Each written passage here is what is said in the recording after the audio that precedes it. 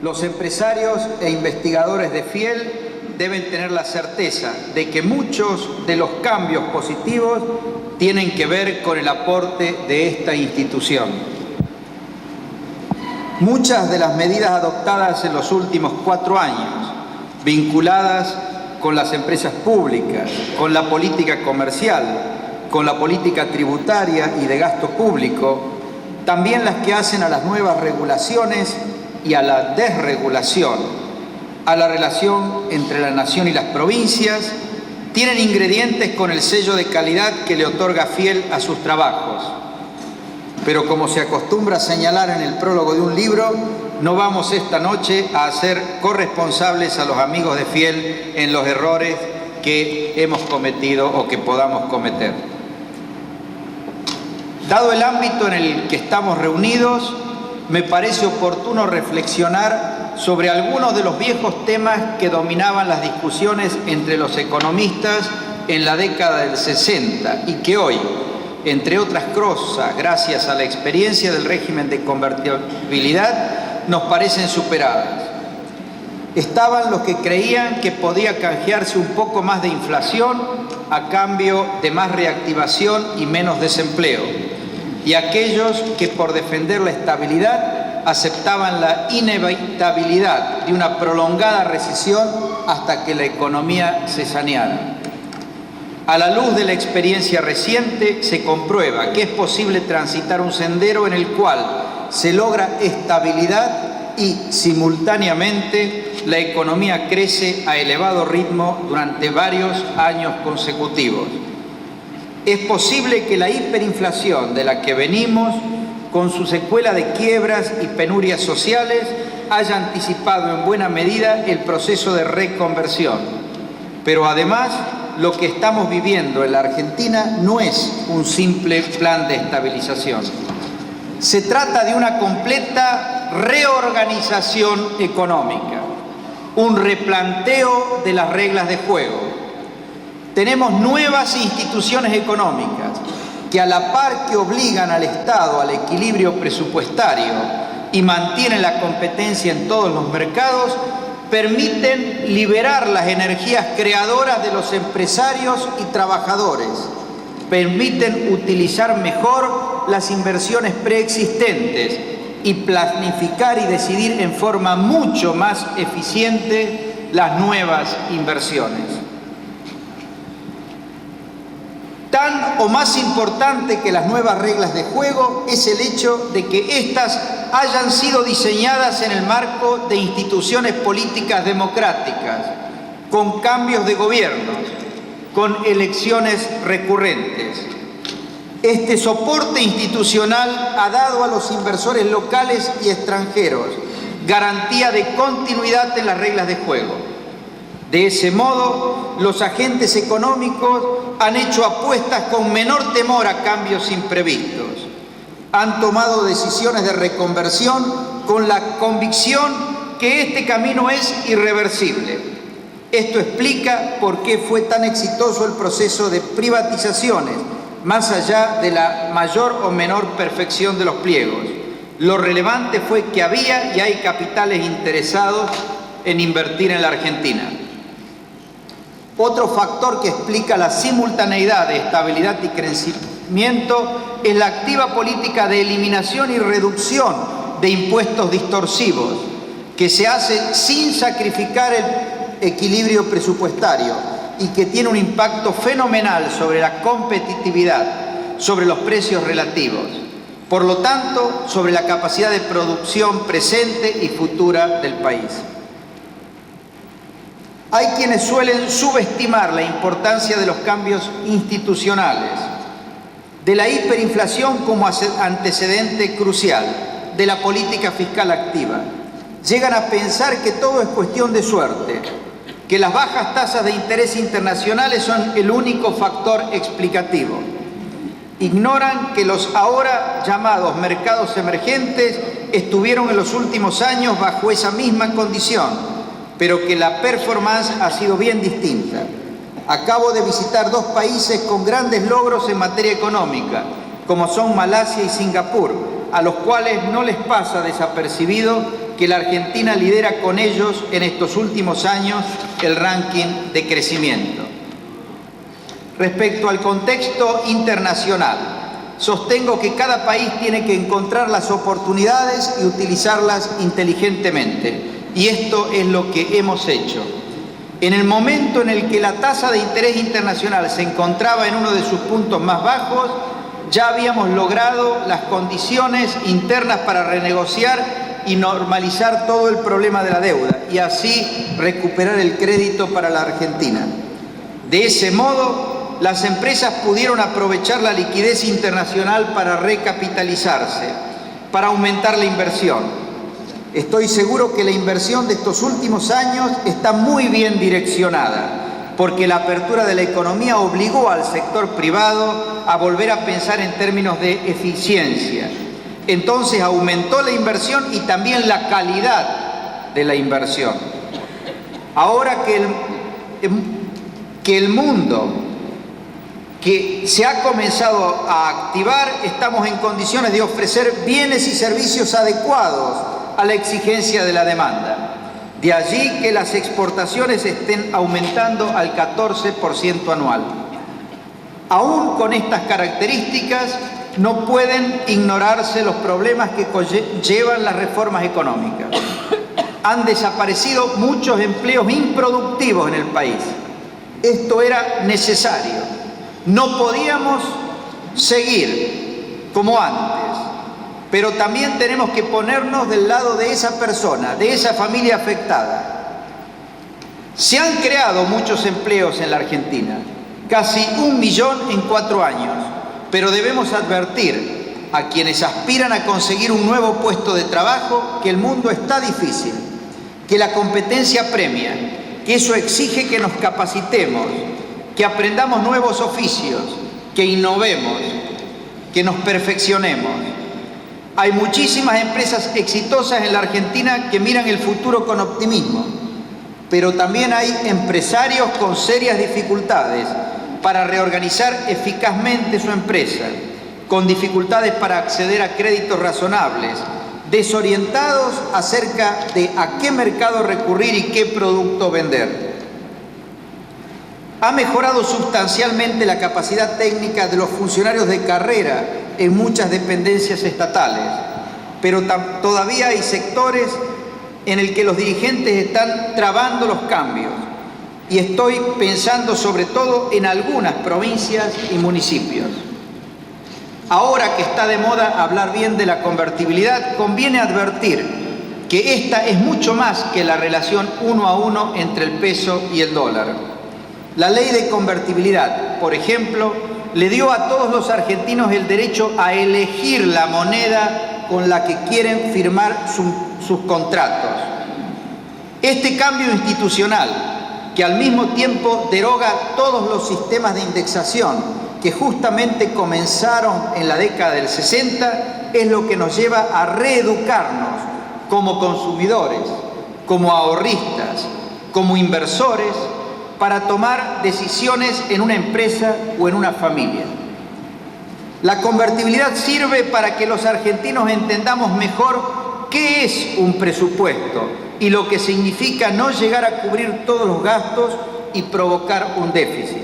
Hoy, los argentinos, tanto en el sector privado como en el sector público, nos sintamos mucho más exigidos y nos veamos obligados a hacer todos, cada uno en su ámbito de responsabilidad, las cosas mucho mejor que antes, buscando no solo mayor cantidad de bienes y servicios, sino mejor calidad, que es la forma de contribuir a que mejore efectivamente el nivel de bienestar de las familias argentinas.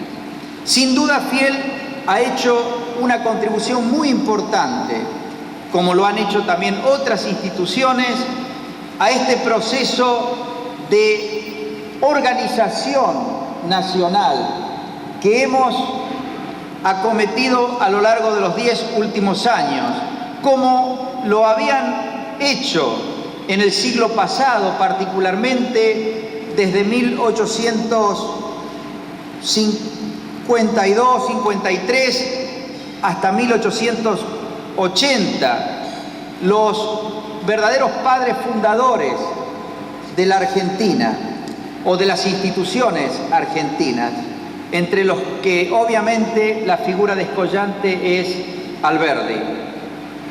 Pero hay un aspecto que tiene que ver con la educación, con ese tema en el que puso tanto énfasis Domingo Faustino Sarmiento y al que está dedicando muchos esfuerzos fiel en los últimos tiempos. Yo me quiero referir a un aspecto particular de la educación. Me refiero a la educación ciudadana, al entendimiento por parte de todos los ciudadanos, desde el más humilde al más encumbrado, sobre las características de las principales características de nuestras instituciones políticas, económicas y sociales. Me refiero a la necesidad de que cada ciudadano conozca bien cuál es el papel, cuál es el rol que le cabe a cada persona, a cada grupo de personas, a cada organización en el buen funcionamiento de la sociedad. Es decir, ¿quién es responsable de qué cosa? ¿Cuál es la asignación de roles y de responsabilidades en nuestra sociedad? Es fundamental que todos los ciudadanos tengamos eso bien en claro y, en definitiva, seamos conscientes de cuál es nuestra responsabilidad y cuál es la de cada uno de nuestros semejantes, para que cuando debamos demandar soluciones a problemas, sepamos a quién dirigirnos y dónde ejercitar nuestros derechos y cumplir con nuestras obligaciones como ciudadanos. Veo en este sentido todavía una gran confusión. Tomemos el ámbito del sector público. No tienen en claro los ciudadanos, no tenemos en claro los ciudadanos de la Argentina cuál es el ámbito de responsabilidad de un intendente y de los concejales y de los funcionarios públicos municipales, vis a vis el ámbito de responsabilidad de un gobernador o de las legislaturas provinciales o de los organismos provinciales, y en relación también a la responsabilidad del presidente de la Nación, de sus ministros, del Congreso Nacional, de los funcionarios del sector público nacional. Muchas veces se plantean a nivel nacional o se identifican con el Poder Ejecutivo Nacional la ausencia de soluciones que en realidad son resortes de los gobiernos provinciales o municipales. Yo hoy les decía a funcionarios provinciales que estaban reunidos para analizar la coordinación de las políticas tributarias entre la Nación y las provincias, que me sorprende que la nueva estrategia de los dirigentes agropecuarios sea visitar a los ministros de Producción o ministros de Agricultura a las provincias para pedirles que convenzan a los gobernadores que nos piden audiencias para que le fabriquemos 1.200 o 5.000 u 11.000 millones de pesos de crédito a los productores agropecuarios. Cuando digo, si esos dirigentes agropecuarios tienen la posibilidad de hablar con el ministro de Agricultura y el ministro de Producción, o con el gobernador de la provincia, o con el intendente de cada ciudad, ¿han realmente utilizado esa oportunidad para plantearles que todavía en muchos tambos electrificados se está pagando una factura eléctrica que es el doble de la que debería y podría pagarse de haberse avanzado en el proceso de privatización de la distribución eléctrica en cada una de las provincias, como se lo hizo en el área metropolitana desde que lo manejó la Nación? ¿Se han planteado la necesidad de que las tasas viales no excedan en un ápice el costo de mantenimiento de los caminos vecinales, para que no se transformen en un impuesto que cobran los municipios para actividades urbanas y que cargan sobre las espaldas de los productores agropecuarios. Le han planteado la necesidad de que se termine de eliminar el impuesto de sellos que todavía grava hacia adelante y hacia atrás una gran cantidad de transacciones que terminan reduciendo los ingresos del productor. Le han planteado el tema de que todavía la eliminación de ingresos brutos en las etapas de producción distintas a la venta al consumidor final no se han terminado de eliminar. Esos son los temas que deben ser planteados cuando un dirigente tiene la oportunidad de reunirse con un ministro provincial o con un gobierno provincial. Y por supuesto lo que sea resorte del gobierno nacional lo tienen que plantear a las autoridades nacionales, pero siendo realistas respecto a qué pueden hacer y qué no pueden hacer las autoridades nacionales. Esto de pedir que el gobierno dé crédito forma parte de una ignorancia ciudadana o de los agentes económicos que lo plantean. El crédito no lo fabrica nadie. Lo único que puede fabricar el gobierno es dinero que provoca inflación y que en todo caso desmejora el crédito general del país porque hace mal funcionar a los argentinos, porque abre de nuevo la posibilidad de que nos metamos las manos en el bolsillo unos a otros y nos robemos en lugar de obligarnos a trabajar constructivamente. ¿Qué es lo que pasa con el crédito o cómo se debe plantear la cuestión del crédito? El crédito lo debe ganar quien lo necesita, inspirando confianza, mostrando que tiene un buen proyecto. El que quiere recibir crédito se puede ver facilitada si a su vez el país es capaz de generar mayor volumen de ahorro y a su vez captar más ahorro externo precisamente porque como nación inspira más confianza y se hace merecedora de mayor crédito. Algo totalmente distanciado de la idea de que a través de una gestión de dirigentes sectoriales el gobierno puede dar crédito o el gobierno puede crear artificialmente crédito. ¿Qué quiero decir con todo esto? Quiero decir que los argentinos, como ciudadanos, tenemos que aprender muchas cosas. Tenemos que identificar qué es responsabilidad del gobierno y qué es responsabilidad del sector privado. ¿Qué es lo que el gobierno puede dar como solución? ¿Qué es lo que el sector privado tiene que conseguir como solución para su problema en base a su propia acción, a su propio esfuerzo? Y tiene que saber bien qué cosa está en el ámbito de responsabilidad de cada nivel de funcionario público, de cada dirigente político.